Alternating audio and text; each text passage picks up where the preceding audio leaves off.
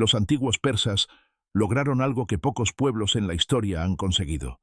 Inicialmente siendo solo tribus dispersas, se unieron y transformaron sus tierras en uno de los imperios más poderosos que el mundo haya visto jamás.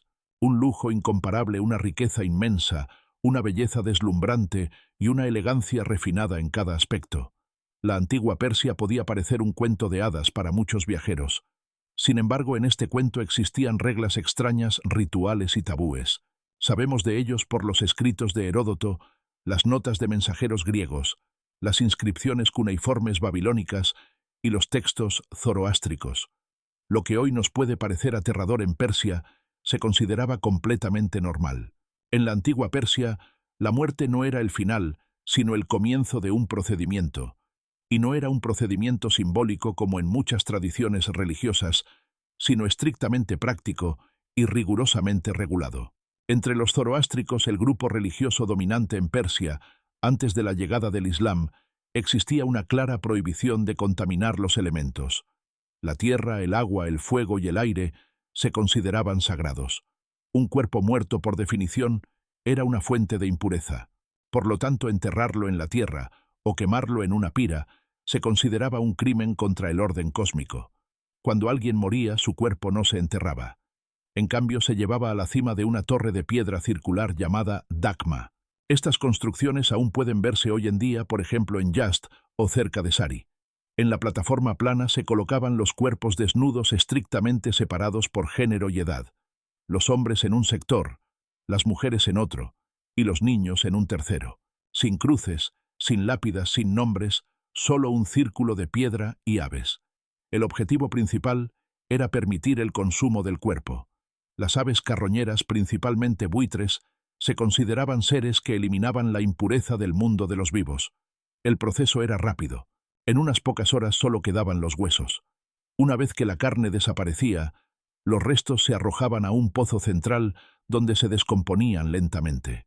Los huesos, significativamente, no se enterraban, simplemente yacían en el pozo.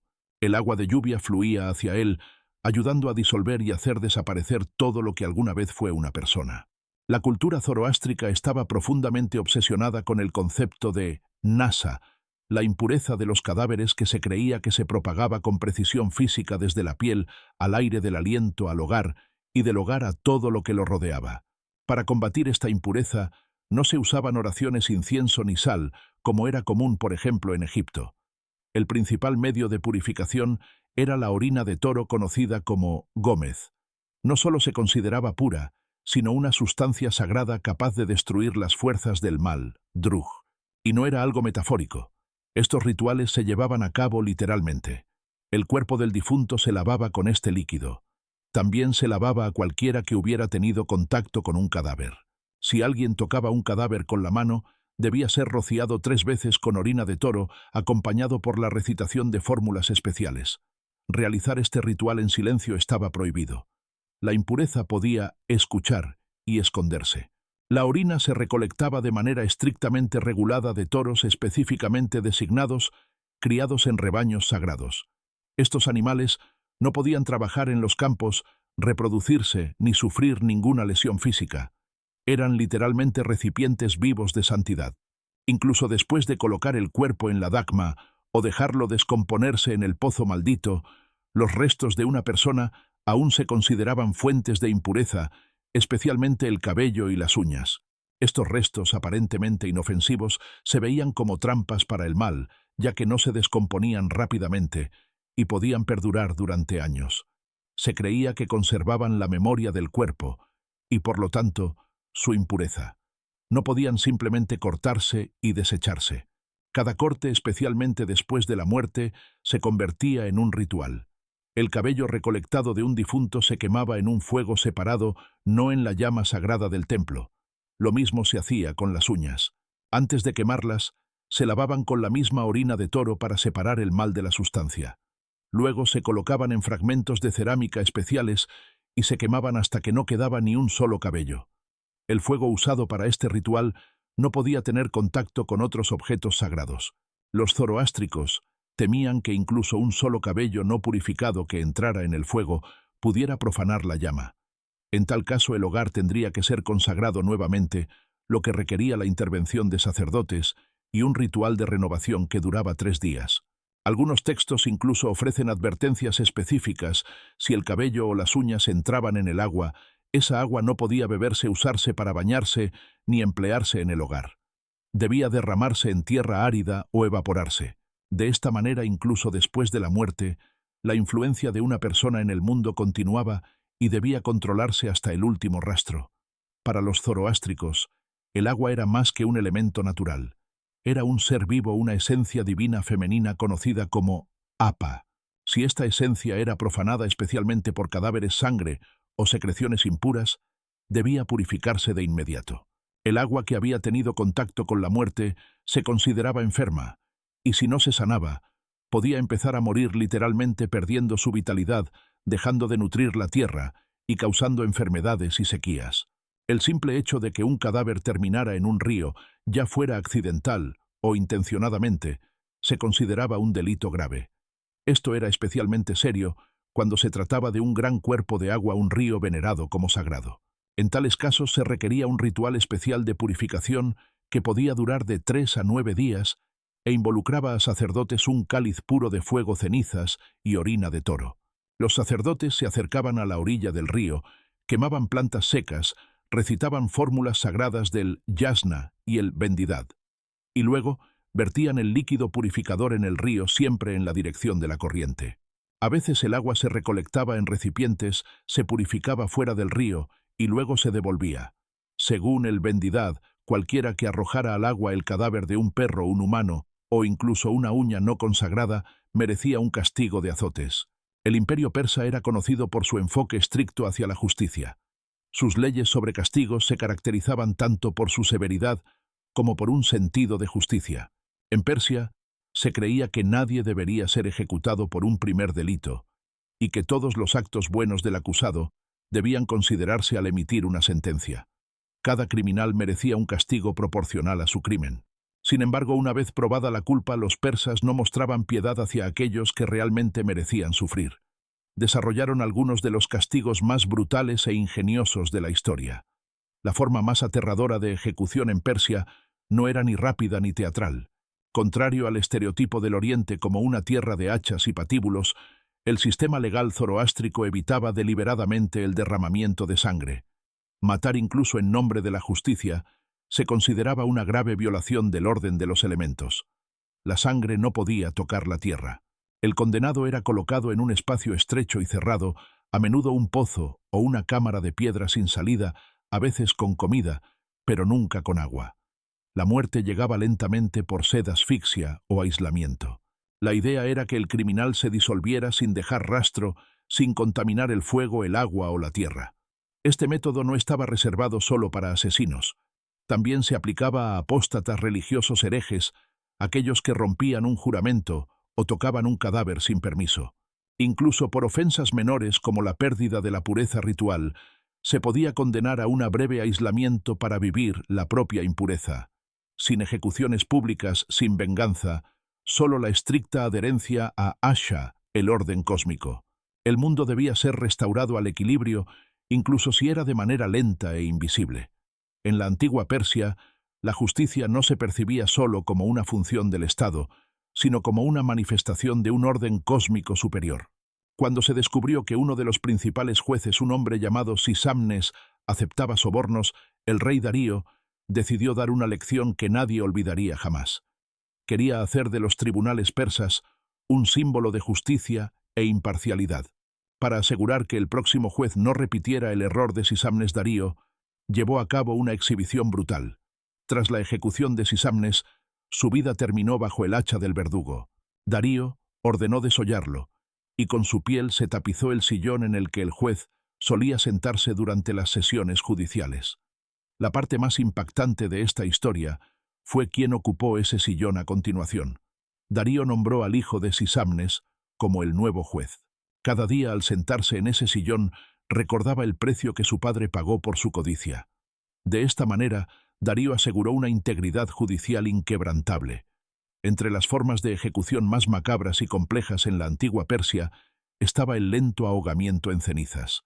Esta ejecución tenía lugar en una torre especialmente construida enorme y hueca en su interior de unos 20 metros de altura.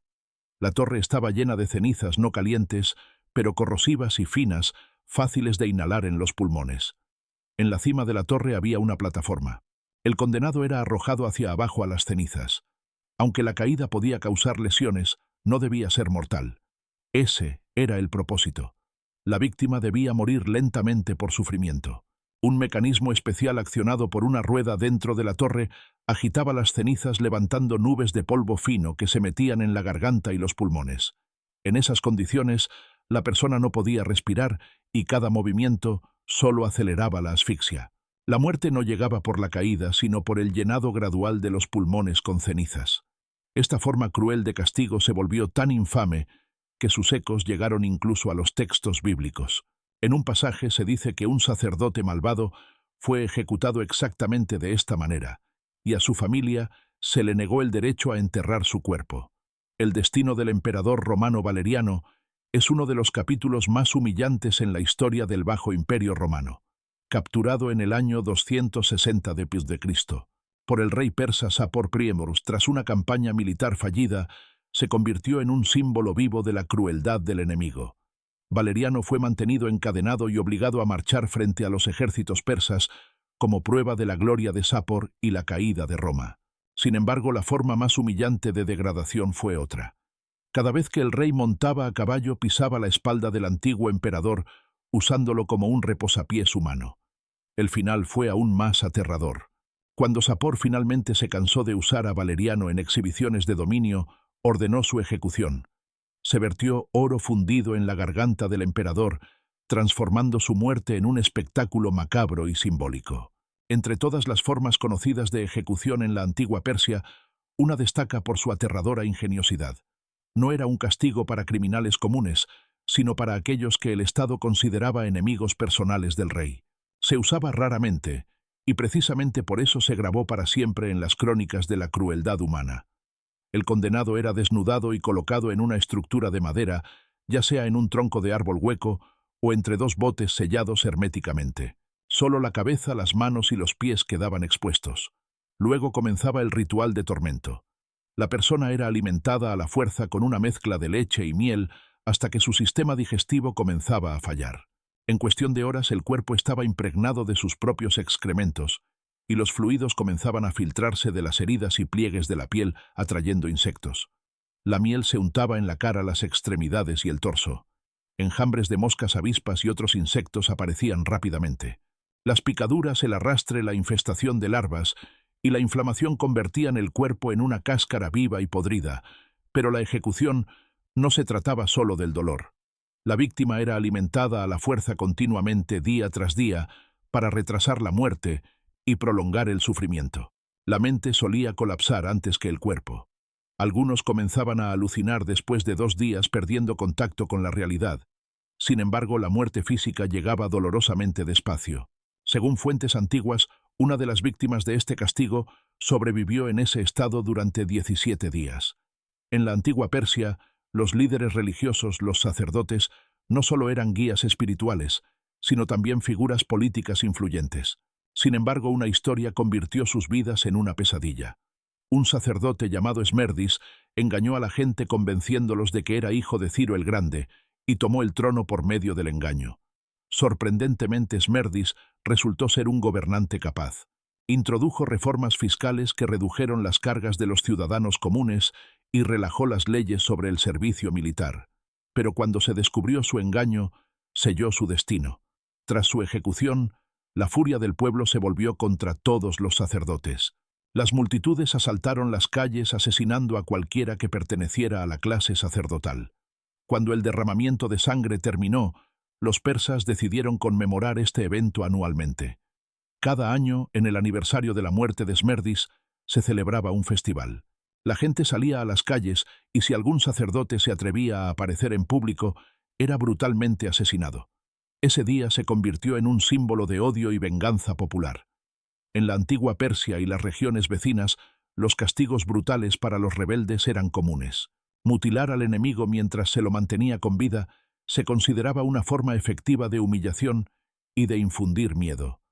cuando estalló una rebelión contra el rey Darío, decidió aplastar cualquier pensamiento futuro de revuelta. Los líderes de la rebelión fueron sometidos a torturas, se les cortaron las lenguas, se les dejó un solo oído y un solo ojo, pero la muerte no llegaba de inmediato. Los rebeldes fueron encadenados a las puertas del Palacio Real, convertidos en símbolos vivos de castigo. Cada persona que pasaba junto a ellos veía y sentía el peso del poder real. Durante semanas, estas personas permanecieron expuestas a insultos, golpes y un dolor inimaginable. Esta exhibición grotesca sirvió como un recordatorio escalofriante para cualquiera que se atreviera a desafiar el gobierno de Darío. En la antigua Persia, cada persona conocía su lugar desde el nacimiento y sabía que no podía elevarse por encima de él. Todo se basaba en la obediencia, los jóvenes hacia los mayores, los pobres hacia los funcionarios hacia el rey y el rey hacia la ley. Romper este orden no era solo desobediencia, era una perturbación de la estructura misma del mundo. Por eso la educación, el servicio e incluso el castigo eran partes integrales del sistema, estrictas, ritualizadas y absolutamente claras para todos. En la antigua Persia, la crianza de los niños se trataba con severidad y seriedad. Hasta los 5 años los niños se criaban en los cuartos de las mujeres.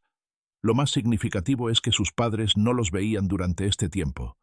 Esto se hacía para evitar la creación de un vínculo emocional con un niño que podría no sobrevivir a la infancia. Entre los hombres persas se valoraban especialmente 2 cualidades: el coraje y la fertilidad.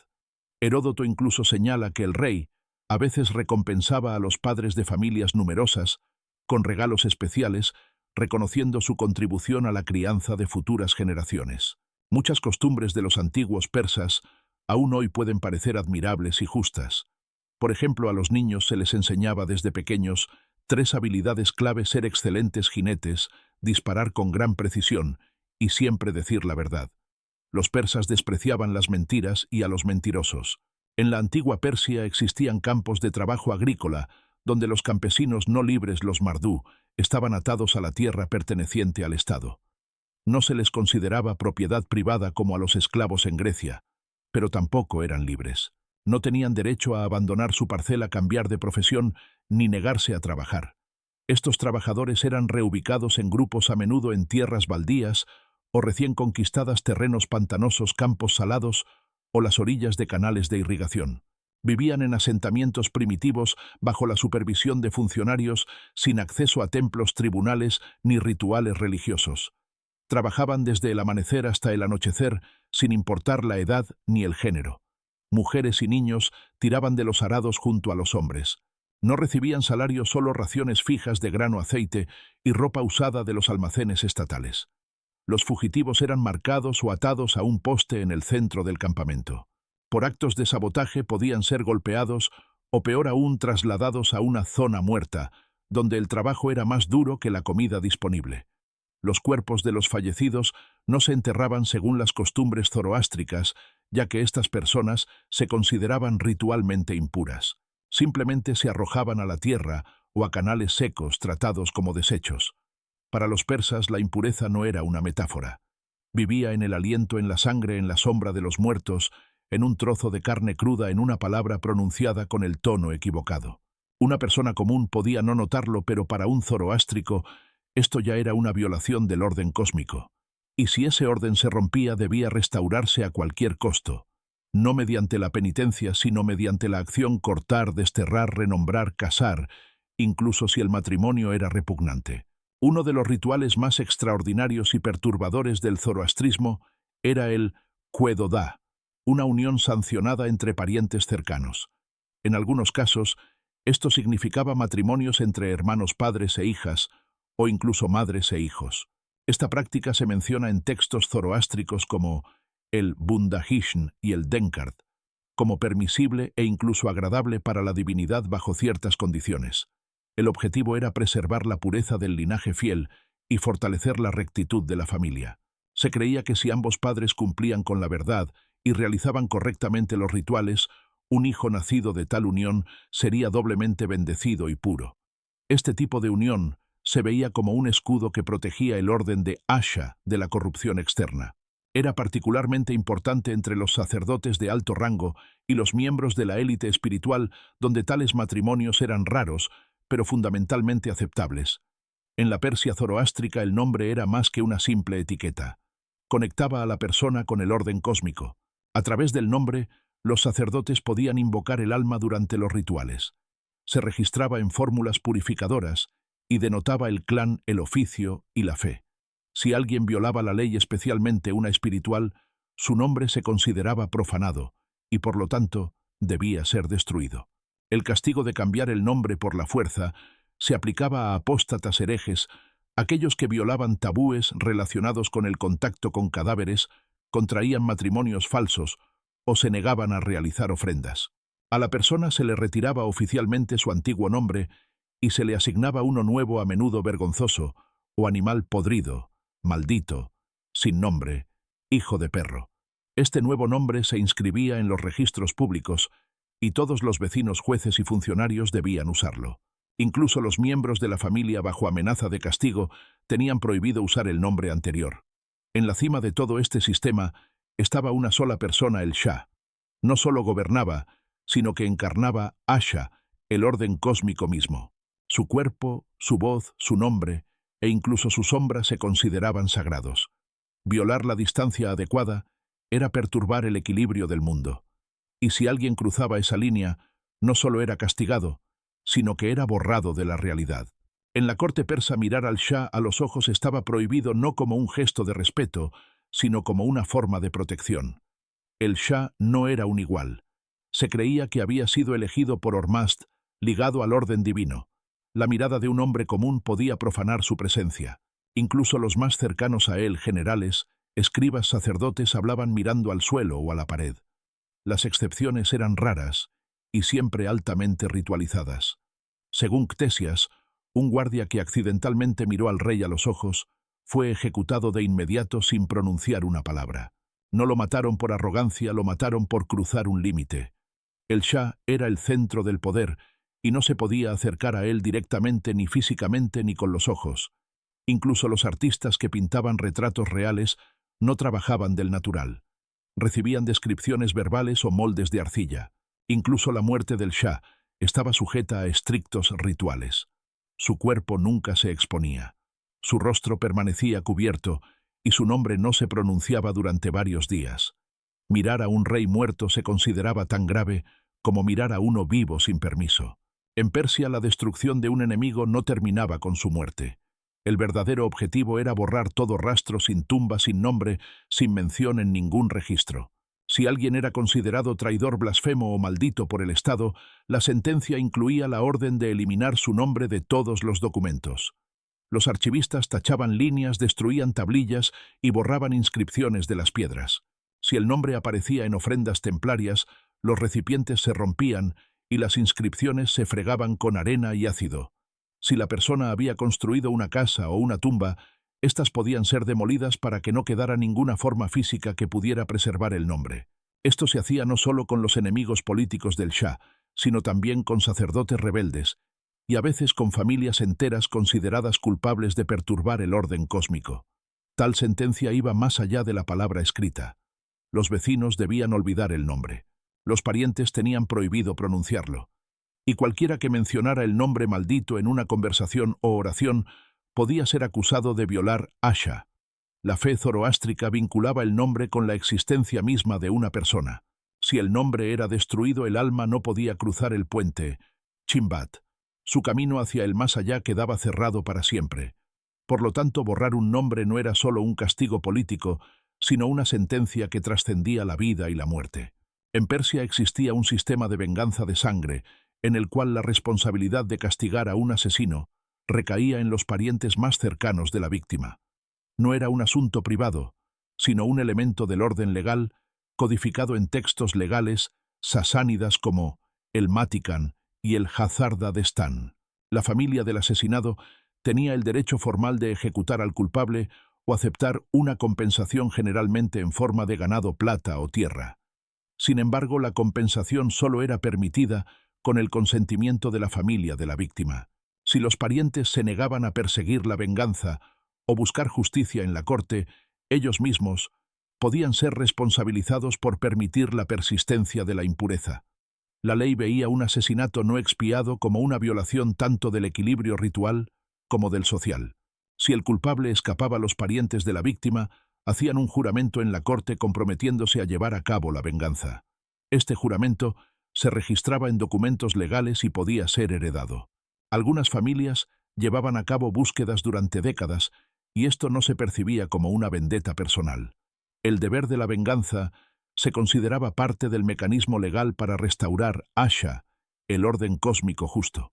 Si disfrutaste de este video, no olvides darle un me gusta y suscribirte a nuestro canal para no perderte los próximos videos. Asegúrate de revisar también nuestros otros videos donde exploramos los lados más misteriosos y oscuros de la historia.